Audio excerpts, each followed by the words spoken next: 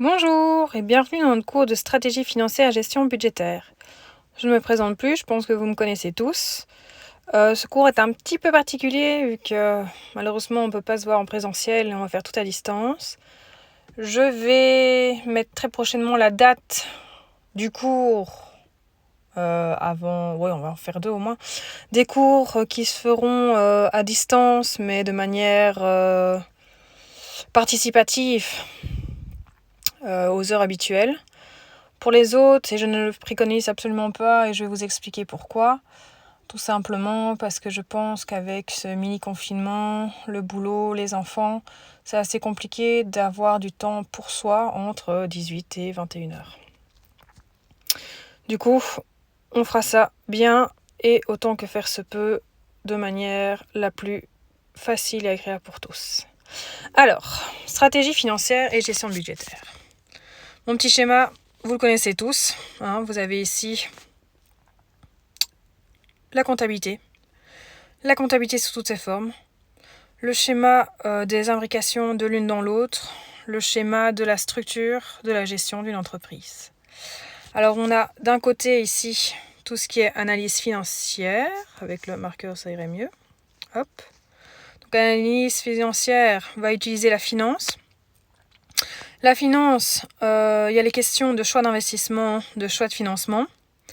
Il y a également la gestion financière de l'entreprise. On va calculer énormément de ratios. On va calculer des soldes intermédiaires de gestion. On va calculer des bilans fonctionnels.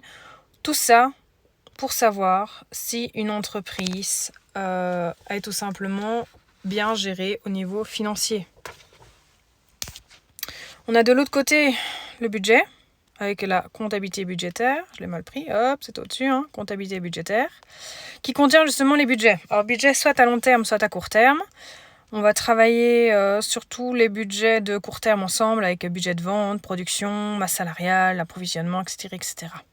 On va également créer un plan de financement qui se situe entre les deux disciplines ici. Entre tout simplement la finance et le budget. Ce sera vraiment le point culminant, la cerise sur le gâteau, le mélange des deux. Du coup, comptabilité budgétaire, on fait également appel au contrôle budgétaire. Tout simplement pourquoi ?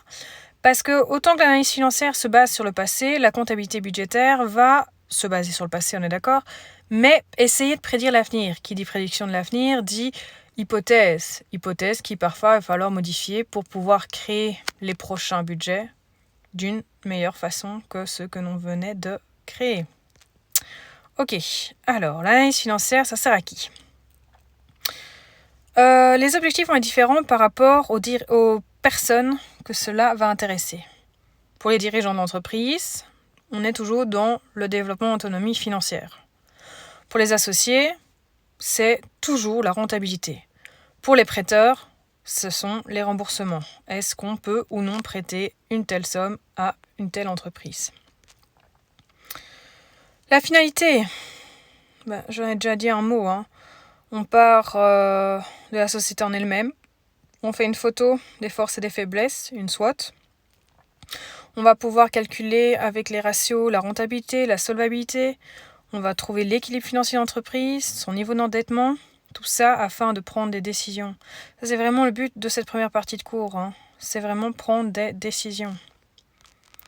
Alors, quelle est la différence entre un diagnostic général et un financier ? Le général, c'est tout simple, c'est notre SWOT de l'entreprise.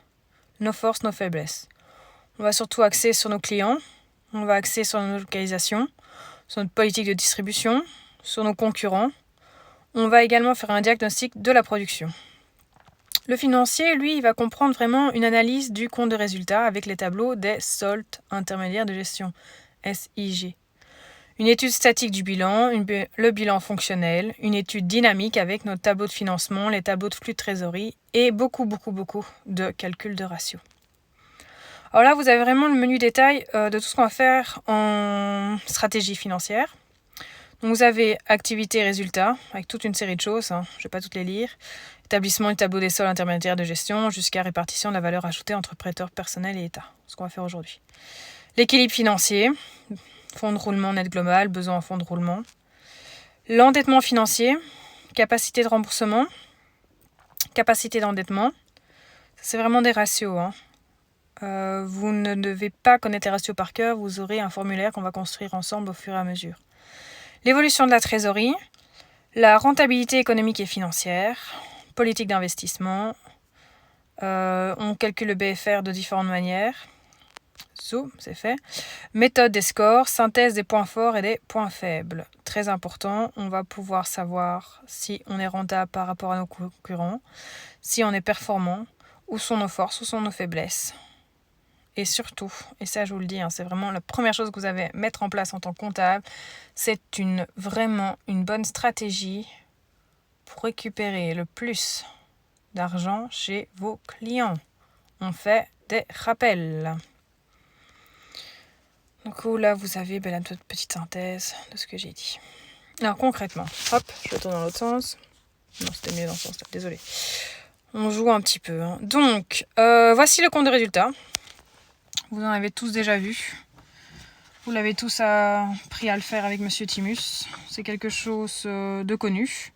Et on repart justement de lui pour pouvoir calculer mes soldes intermédiaires de gestion. Vous avez en rose pour charges d'exploitation, produits d'exploitation. Donc c'est tout ce qui va être ça va être tout ce qui va être utile pour calculer la performance industrielle et commerciale d'une entreprise, indépendamment de toute stratégie financière. Pourquoi ? Parce que vous avez juste en dessous en bleu charges financières et produits financiers qui vont donner les opérations financières qui, eux, vont montrer si oui ou non notre stratégie financière porte ses fruits. Et enfin, vous avez charges exceptionnelles et produits exceptionnels. Donc, vous l'avez ici, tout ce que je viens de vous dire, c'est exactement la même chose. Produit moins charge d'exploitation, vous avez le résultat d'exploitation. Produit financier moins charge financière, résultat financier. Résultat d'exploitation, résultat financier vous donne le résultat courant avant impôt. Et enfin, résultat exceptionnel, ce sont les produits moins les charges. Ok. Vous avez le résultat net. Lui, c'est vraiment le résultat des 3 calculs qu'on a fait juste avant. Et c'est à partir de lui, très important pour les actionnaires, qu'on va calculer les dividendes. Alors, les SIG, soldes intermédiaires de gestion. C'est vraiment des indicateurs pour comprendre le résultat et la formation de celui-ci. Donc vous l'avez ici en long en large. On repart de notre compte de résultat. Et alors on va prendre tout simplement, si on a une entreprise commerciale, on fait vente de marchandises moins coût d'achat de marchandises pour avoir notre marge commerciale. Ce sont vraiment les ressources dégagées par activité de l'entreprise. Si par contre on est plus, on va y arriver, une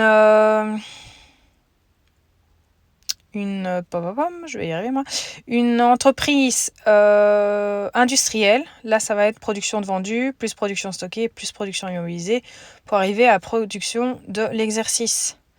Généralement on calcule l'un, mais pas l'autre. Soit on est une société commerciale, soit on est une société industrielle. Le commercial, on va vraiment calculer les ressources dégagées par l'activité commerciale. Pour production d'exercice, ça sert aux entreprises industrielles. C'est leur efficacité industrielle. Donc, si on prend notre marge commerciale MC plus notre production d'exercice, moins les consommations en provenance de tiers, nous obtenons ce qu'on appelle la valeur ajoutée. Vous en avez déjà parlé, vous avez un magnifique cours de TVA. Tout simplement, ici, on va vraiment le voir comme le degré d'intégration de l'entreprise. C'est là qu'on va pouvoir, grâce à cette VA, rémunérer le personnel, apporter des capitaux.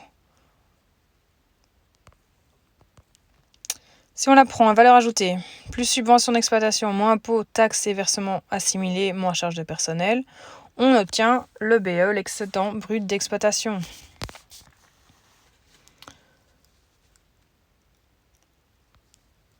c'est vraiment un indicateur de performance industrielle ou commerciale, ça dépend dans quelle société on se trouve, qui va être privilégié pour évaluer et comparer la performance d'exploitation des entreprises. Il est totalement indépendant des politiques d'investissement, de financement et de distribution. C'est la valeur ajoutée qui reste aux apporteurs de capitaux d'entreprise. Donc vous allez beaucoup voir le BE dans la documentation financière, puisque c'est ce qui intéresse nos actionnaires. Alors, l'excédent brut d'exploitation, moins les amortissements, moins les autres charges, plus les reprises, vous donne le résultat d'exploitation. Là, il tient compte de la politique d'investissement d'entreprise. Ce n'est pas un flux financier, c'est le profit ou la perte générée par l'activité courante. C'est là qu'on va voir la rentabilité. On le reprend, on ajoute la quote-part des résultats sur opérations faites en commun, les produits financiers, moins les charges financières, pour arriver au résultat courant avant impôt, RCA. On peut le comparer à un résultat d'exploitation. Produit exceptionnel moins charge exceptionnelle, vous obtenez le résultat exceptionnel. Vous savez tous très bien que j'ai vendu pour 8 € là. À chaque fois, je suis distraite et je ne sais plus ce que je dis, moi. Soit. Résultat net comptable, c'est résultat courant avant impôt, plus résultat exceptionnel, moins participation des salariés, moins impôt sur les bénéfices. C'est le profit dégagé après versement de la participation aux salariés et paiement de l'impôt sur les bénéfices. Le résultat peut aussi être une perte. Si les bénéficiaires, une partie du résultat est versée aux apporteurs de capitaux. Il ne permet donc pas d'apprécier la rentabilité pour les actionnaires. Le résultat peut également être conservé au sein de l'entreprise pour constituer l'autofinancement et assurer ainsi la croissance de l'entreprise. Et alors, le dernier, la plus ou moins value cession d'éléments actifs est calculée totalement à part. C'est vraiment pour observer les opérations de désinvestissement qui ont été réalisées par l'entreprise. On y fait attention parce que ça peut être parfois le signe de difficulté pour l'entreprise. Donc là, vous avez sur le côté les abréviations. Hop. Interprétation. Alors, il y a dans les soldes intermédiaires de gestion un retraitement. Pourquoi ? Tout simplement parce qu'ici, vous le voyez, le personnel intérimaire, il était repris dans les charges externes. Or, pour pouvoir comparer ce qui est comparable, c'est quand même une ressource humaine. Du coup, on va les rajouter ici et les enlever ici. On les enlève aux charges. Je vais arriver aux charges externes et on les rajoute dans les charges du personnel. Même chose. Crédit bail, le leasing. Crédit bail, le leasing, c'est l'exemple typique, c'est la voiture. La voiture que vous allez louer et donc vous allez donner une certaine somme d'argent pour pouvoir l'utiliser chaque mois. Le leasing, que ce soit pour une voiture ou une imprimante ou encore même des ordinateurs, existe et est vraiment très présent en Belgique. Pour pouvoir comparer ce qui est comparable, on va faire semblant que ce n'est pas du leasing, mais qu'on a réellement acheté le matériel en question.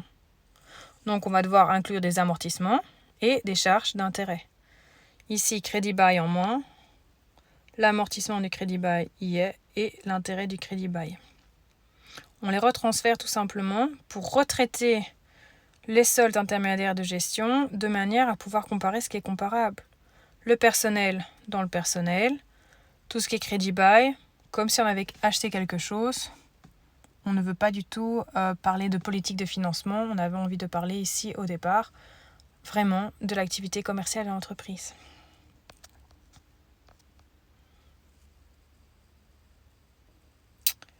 Donc, SIG, c'est fait. La capacité d'autofinancement maintenant. La capacité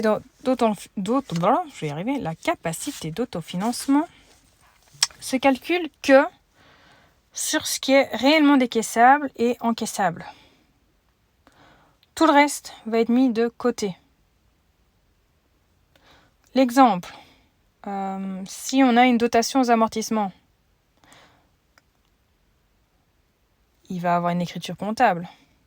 Mais concrètement, il ne va y avoir aucun billet qui sort du tiroir caisse de l'entreprise. C'est non décaissable, ce n'est donc pas repris dans le calcul de la capacité d'autofinancement. Son calcul est là, c'est bien produit encaissable moins charge décaissable. Ce sera toujours la même chose. Alors, vraiment, la capacité d'autofinancement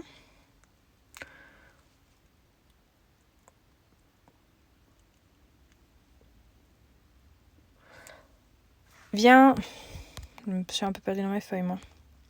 Vient ici, dans les ressources internes à l'entreprise. C'est ce qu'une entreprise, ici, va pouvoir réinvestir dans son entreprise. C'est l'argent qu'elle va pouvoir dégager. Si on n'a pas cette capacité d'autofinancement, pour pouvoir investir dans l'entreprise, on va devoir faire appel aux sources externes. Les sources externes, ce sont les apports des associés, concrètement des actions, les emprunts auprès des banques, un prêt, subventions des pouvoirs publics parfois. On a également les emprunts des associés, donc là vous avez plus des obligations. Donc CAF très importante, pourquoi ? Parce qu'elle fait ressortir les ressources internes de l'entreprise. Pour calculer la CAF, vous avez deux modes de calcul, soit la méthode soustractive, soit la méthode additive. Si on prend les différentes couleurs ici, éléments de calcul de l'EBE, on les reprend tous en foncé. Plus produit encaissable. Encaissable, vous avez, je les prends dans l'ordre, dans l'autre ordre si vous voulez. Vous avez le transfert de charge, il n'y en a aucun. L'autre produit, 659. Je vous avais noté pour aller plus vite. Hop, vous avez les 65 de produits financiers de participation, lot de valeur mobilière 79, les 124 autres intérêts produits assimilés, et enfin les 218 en dessous sur le produit exceptionnel sur opération de gestion. Donc 659 plus 65 plus 79 plus 124 plus 218 vous donne 1145. De ça, on va enlever les charges décaissables. Charges décaissables, vous avez autre charge tout simplement. Les intérêts et charges assimilés sur les charges financières. Les charges exceptionnelles sur opération de gestion. 178. Et alors, où est-ce qu'elles sont ? En dessous, c'est pour ça que je ne les trouvais pas. Participation des salariés au résultat de l'entreprise, 1566. Impôt sur les bénéfices, 2444. 451 plus 778 plus 178 plus 1566 plus 2444 vous donne 5417. 13 000 plus 1000 moins 5000, il vous reste 8000. Ça, c'est la méthode soustractive. Maintenant, vous pouvez partir de la méthode additive. La méthode additive, on repart de notre résultat net. On va rajouter les charges calculées, donc reprises sur dépréciation et provision. Des reprises sur dépréciation et provision encore au niveau financier. Sur opération en capital. Sur reprise sur dépréciation et provision. Et on va, donc ça c'est tout ce qu'on va ajouter, et tout ce qu'on enlève, ça va être les dotations. On revient exactement au même calcul, au même résultat. Méthode soustractive, méthode additive. Si on fait un petit exercice ici de la société BAP. Au départ, je voulais vous faire ce cours à l'aide de mon PC pour vous montrer sur un plus grand écran, mais malheureusement, ça ne fonctionne pas. Donc, à la guerre comme à la guerre, on va quand même essayer de donner le meilleur. Vous avez devant vous la société BAP, qui vous communique son dernier compte de résultat. Il est ici. Charge d'exploitation, produit d'exploitation, charge financière, produit financier, produit exceptionnel, charge exceptionnelle. Total, 5350. Information complémentaire, la société a pris un matériel en location financement montant 400, amortissement sur 5 ans, redevance annuelle 120. Les frais de personnel intérimaire s'élèvent à 50. Question. Calculer les soldes intermédiaires de gestion de cette fameuse société. Calculer les SIG retraités. Calculer la capacité d'autofinancement. Et enfin, calculer les soldes. On va donc y aller gentiment. Ça va être exactement... Et on va reprendre la théorie. Je prends ma feuille à côté de moi, ça va être beaucoup plus facile. Donc, vous avez ici, je vous les ai renotés ici. Donc vous avez, et je vous le mets, je crois que je l'ai déjà mis en ligne en plus. Je crois, je ne suis pas sûre. J'ai déjà mis la date, donc c'est que c'était bon. Donc vous avez la société BAP. Elle a vendu pour combien de marchandises? C'est la première donnée qu'on va essayer de trouver. On reprend ici. Vente de marchandises, très simple, vous le voyez, c'est... Hop, 2840. Donc on peut le noter.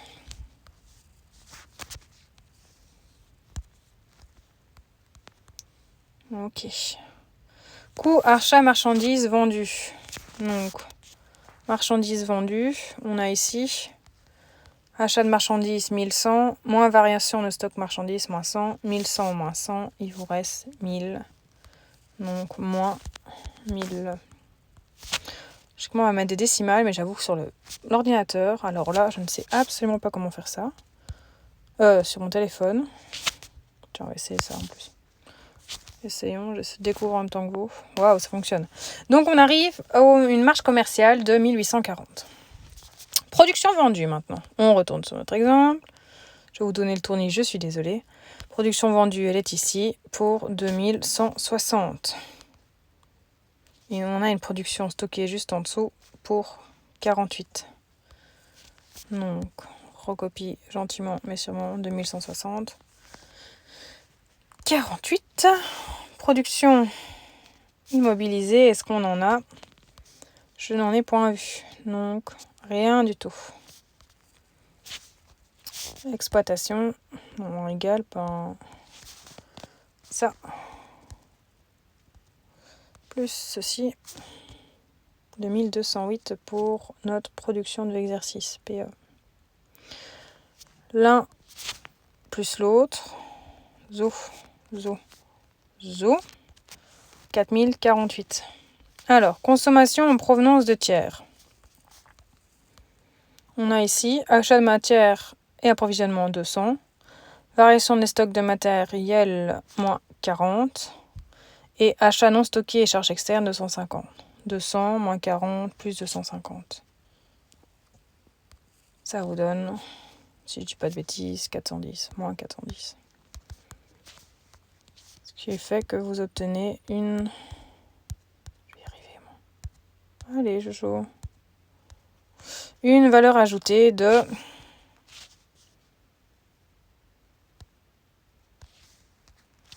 Hop, 4400. Non, il y a un stud là. Parce que si on fait un moins, pourquoi c'est plus? Plus 1.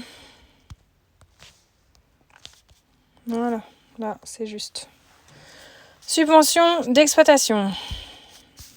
Où sont-elles? Ici tout simplement. 10. Impôts, taxes et versements assimilés. On a ici impôts, taxes et versements assimilés 58. Charges de personnel 2500. Donc 10. Moins 58. Moins 2500. Est égal ceci. Plus, on va mettre des plus partout. Cette fois-ci, on ne sait pas avoir deux fois. Retour, on arrive à 1090. Vous avez la reprise et les dotations. Reprise sur provision, on a un montant de 200. Et alors, vous avez les dotations. On est ici à 732. Donc, 200 moins 732 est égal à ça, plus ça, plus ça. Facile, hein, jusque-là. Donc, on arrive à un résultat d'exploitation de 558. On continue. Résultat financier. Hop, il est ici. Produit financier, on a 22. Charge financière, 320. 22 moins 320, moins 298.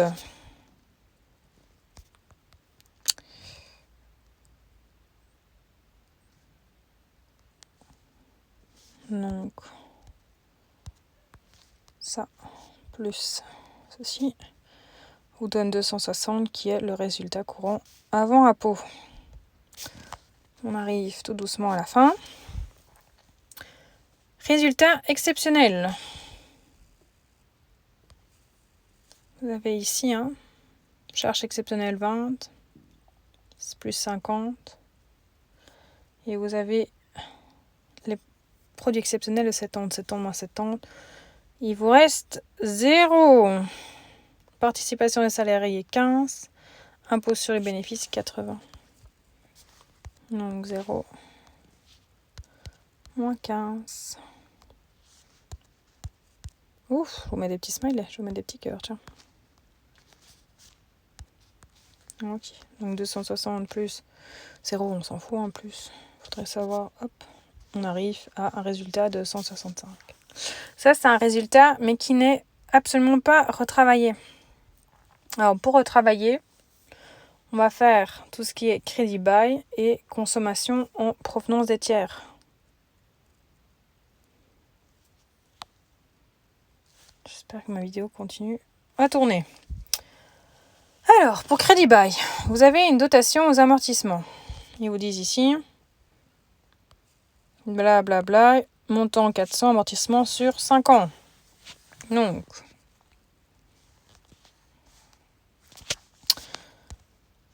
un petit égal 400 divisé en 5. On obtient bien votre 80. Les intérêts ici, qui sont de 120, tout en sachant qu'on a notre fameux amortissement des 80, 120 moins 80, il nous reste 40. Et alors, nos charges financières, elles étaient où celles-là?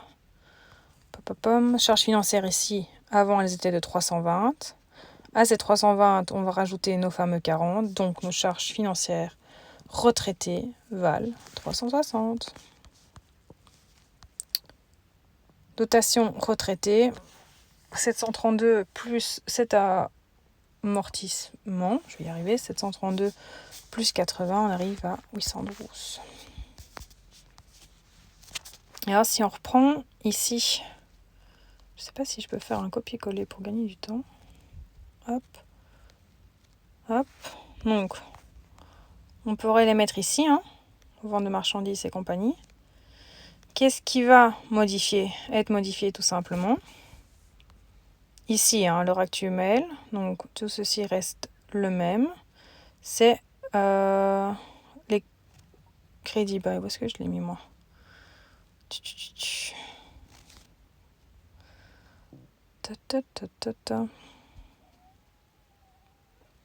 Je continue avec vous et puis on le remettra juste après. Non, je ne vais pas faire de bêtises. Donc ça va être vos dotations ici. Hop, elles sont modifiées et on les porte à 812 maintenant. Moins 812. Là, ça change. Ouais, c'est bon, mon calcul change tout. Donc ça, c'est crédit bail, on s'en est occupé. Maintenant, les charges du personnel.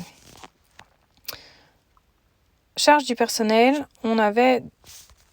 Parce qu'elles sont 2500 ici. En bas est écrit que vous avez personnel intérimaire 50. Et la participation des salariés, qu'on va rajouter également dedans, de 15. 2500 plus 50 plus 15, 2000... 565. On va rajouter donc les charges du personnel, on les modifie ici. Moins 2565 pour être le plus juste possible. Il nous reste les consommations en provenance de tiers. Vous aviez notre 410 du départ. On va retirer les 120, calculer juste au-dessus, et les 50. Il va donc nous rester 240. Hop. Et nos 240, on va les mettre consommation, provenance de tiers, ici, modifier, moins 240. Hop là, est-ce que ça, c'est bon? Oui, nickel, mes calculs sont bons. Du coup, on est passé d'un résultat net de l'exercice de 165 à un résultat retraité de... Non, c'est pas ça. Bon, voilà, résultat retraité de 583.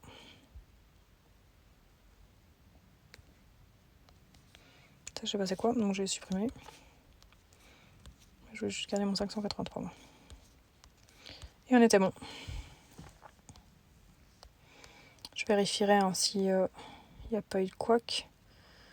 Mais logiquement, je regarde vite. Tout est bon. Nickel. Dernier petit point. Ça va être calculer notre capacité d'autofinancement.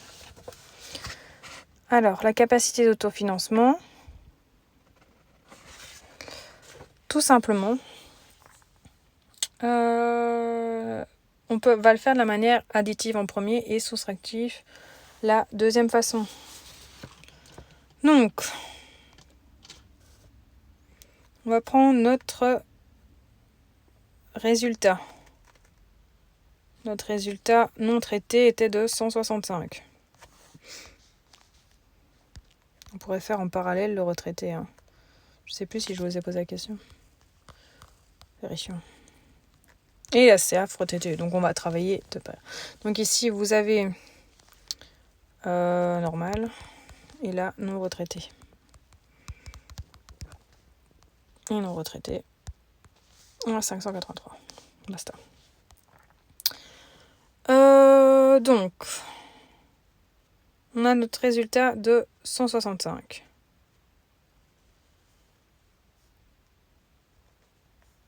On a...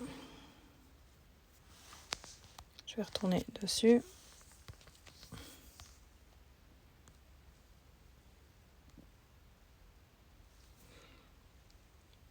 Notre résultat de 165, je le redis une petite fois. On va rajouter les dotations. Les dotations, on les a vues... Où est-ce qu'il est dans l'exercice là, je suis en train de chercher, mais... Ici, elles étaient là. Notre 732. Donc, je redescends. 732. Ok, elle est là, en plus, c'est noté. On va rajouter également le capital 50. Donc, 732 plus 50.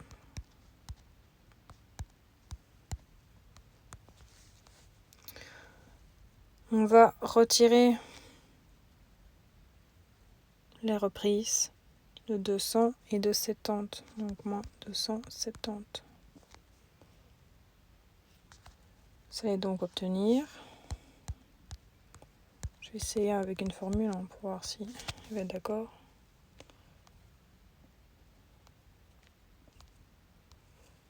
Ça m'a l'air d'être bien ça.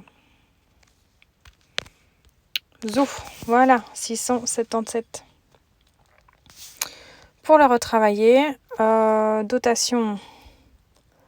Qu'est-ce qu'on avait noté là?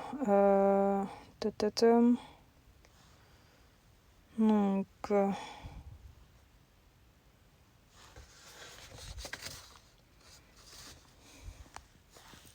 je vais vous laisser même comme ça.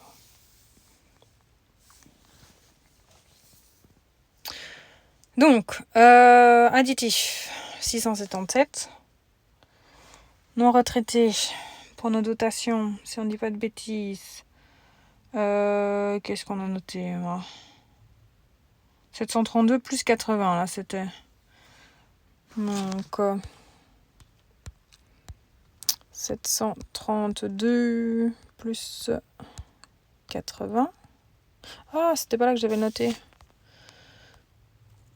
Est-ce que si je le prends ou pas? Non, il veut pas. Soit, ici, 812.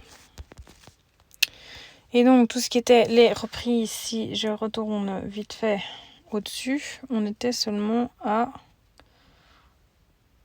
200, si je ne dis pas de bêtises. Oh, à chaque fois, je change de truc, alors je dois juste monter. Ah là là là là. Donc,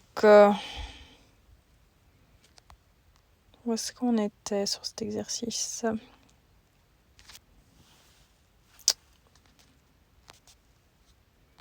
Reprise. Ici, on est bon. 200. Oui, juste 200.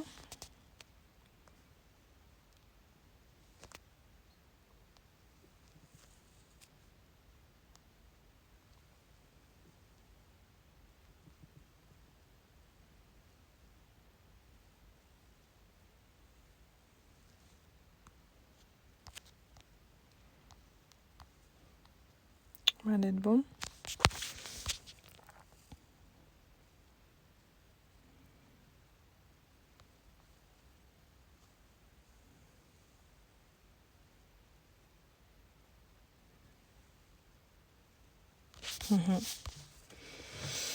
Ça va être bon. Voilà. Ça, c'est la méthode additive. La méthode soustractive, là, on va commencer par reprendre notre EBE. Ici, le BE, il était de 1090.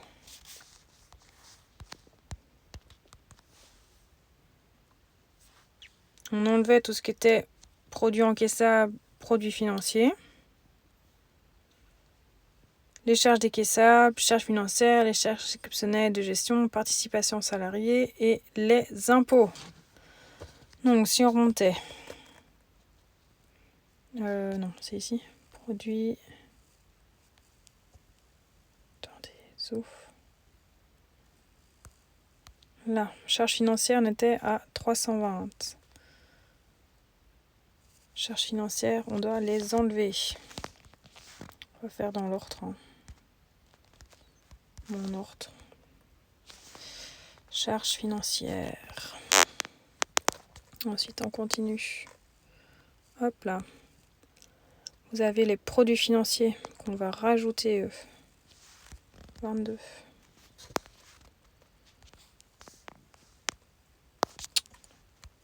L'autre côté, sur opération de gestion, on a le moins 20. Oh, qu'est-ce qu'il a écrit là? Moins, Jojo. Oh, il me semblait bien que tu n'étais pas d'accord. Le participation salarié et l'impôt sur bénéfice, moins 15 et moins 80.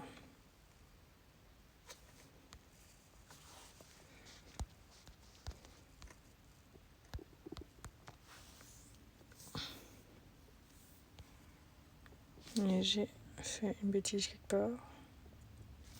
Mais non. Mais non, jamais.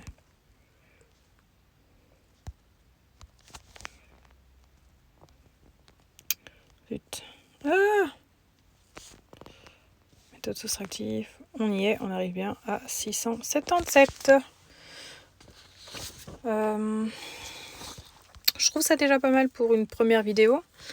Je vais vous laisser digérer tout ça. Je vais vous laisser calculer ici pour la société Javax la même chose. Le tableau, exactement le même ici. Hop, pour les SIG. On va également calculer les... Est-ce qu'il faut les retraiter ou pas? Je vous ai mis. Non, différents soldes intermédiaires de gestion, la capacité d'autofinancement. C'est vraiment les deux points que je vous demande de travailler. Donc, société Javax, point 1 et point 2. Vous avez aussi sur Teams. Alors, pour ceux qui ont un peu de difficulté à l'utiliser, évidemment, moi j'ai beaucoup trop de comptes sur Teams. Alors, on est ici. On est en stratégie. Vous avez dans plus devoirs un petit exercice, le même, c'est la Société Jérémie. Vous cliquez dessus et vous allez pouvoir le compléter. J'espère avoir été claire. Je suis là pour répondre à vos questions et on fixe très très vite justement un cours en live.